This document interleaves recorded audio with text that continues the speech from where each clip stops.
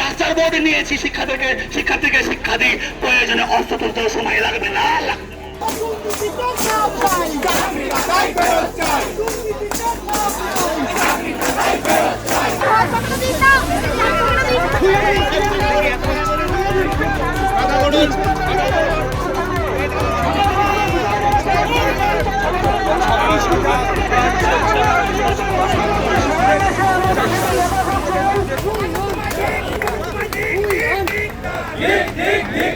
আপনার গাড়ির সামনে না গেলে আর রাজ্য সরকার পারবে আমাদের চাকরিটাকে ফিরিয়ে আনতে, রাজ্য সরকারই পারবে, একমাত্র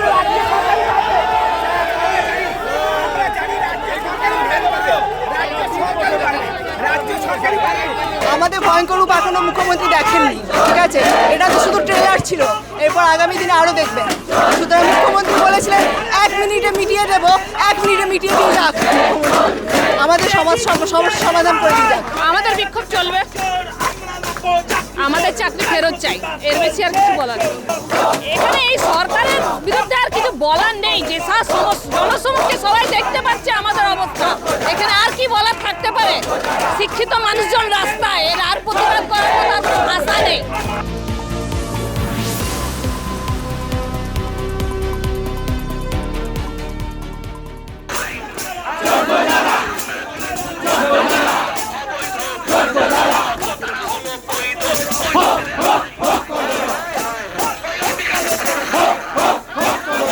বিকাশ ভবন থেকে কোনো সদর্থক ভূমিকা নেওয়া হয়নি, সেই কারণে আজকে আমরা সম্পূর্ণভাবে ঘেরাও করেছি এবং যত সময় না পর্যন্ত যারা যোগ্য তাদেরকে সসম্মানে বিদ্যালয়ে ফিরে যেতে পারে সেই ব্যবস্থা সরকার করছে, তত সময় পর্যন্ত আমরা কিন্তু আমাদের অবস্থানকে চালিয়ে যাব।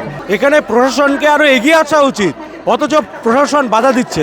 এটা একটা বলা যেতে পারে যে প্রশাসনের একটা অমানবিক মুখোশ, তাদের সহযোগিতা করা উচিত। শুধু প্রশাসন নয়, সমাজের সর্বস্তরের শুভবুদ্ধি সম্পন্ন মানুষের এই প্রশ্ন শুধু আমাদের নয়, এই প্রশ্নটা হচ্ছে যারা যোগ্যতার বলে যারা চাকরি পেয়েছে, যেই সেক্টরেই থাকুক না কেন, সেই যোগ্যতার মানদণ্ডে তারা যেন টিকে থাকতে পারে। কোনো অযোগ্য প্রার্থী দুর্নীতিমূলকভাবে টাকা দিয়ে অস্বচ্ছভাবে যেন কোনো পদে অধিকার না থাকতে পারে, লড়াইটা এটারও।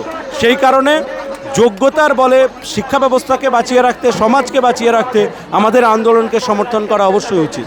এটা আমার ওয়ার্ড, আর একটি ছেলের মার্কশিটের কিছু গন্ডগোল হয়েছে, সেই ব্যাপারে কথা বলতে যাচ্ছিলাম।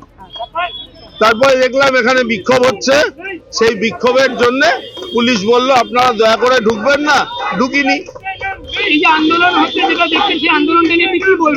দেখুন, এটা কোর্টে বিচারাধীন, কোর্টের উপরে আমরা কেউ নই। রাজ্য সরকার মাননীয় মুখ্যমন্ত্রী কোর্টের কাছে রিভিউ পিটিশনও করেছেন, আশা করি নিশ্চয়ই ওনার মানবিকতার সঙ্গে ব্যাপারটা দেখবেন। বিকাশ ভবন ঘেরা হচ্ছে, কিন্তু কার্যত দেখুন, সে যদি ওরা ভাবে কাউকে বললে হবে, বলুক, কিচ্ছু নাই, ওদের সমবেদনা জানায়, ওরাও আমার বাড়ির ভাই, নিশ্চয়ই ওদের সমবেদনা জানায়। কে যোগ্য কে অযোগ্য এটা তো মহামান্য সুপ্রিম কোর্ট বিচার করবে, এটা আমি বিচার করব না। রাজ্য সরকার রিভিউ পিটিশনও দিয়েছে, মাননীয় মুখ্যমন্ত্রী যথেষ্টভাবে চাইছেন রিভিউ পিটিশনটা যেন খুব মানবিকভাবে দেখা হয়।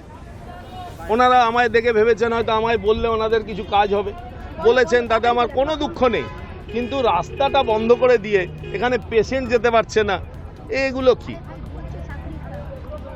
আর তাদের চাকরি হারিয়েছে, আমরা তাদের সঙ্গে সহমর্মিতা। তার জন্য এটা নয় যে তারা অন্য সব মানুষকে 10.5 কোটি মানুষকে ডিস্টার্ব করে দেবে। কিন্তু আজকে যখন ঘেরাও অভিযান চলছে, ঠিক সেই মুহূর্তে আপনি এলেন, কিন্তু একটা রোড কেন তারা ব্লক করে শুয়ে পড়বেন? আপনার প্রশ্ন এখানে ছিল, সেই জায়গা থেকে তারা কিন্তু ক্ষোভে উপড়ে পড়ে। কি বলবেন? ক্ষোভ যেমনি চার পায়া তার তেমনি মুগুর, এখন একটাও লোক নেই। দেখুন একটা লোককেও আপনারা টেনে এনেও মিডিয়া সরাতে পারবেন না। দাদা দাদা দাদা এই ভোট দিয়ে রক্ত বেরোচ্ছে আপনাদের লোকজনদের আঘাতে।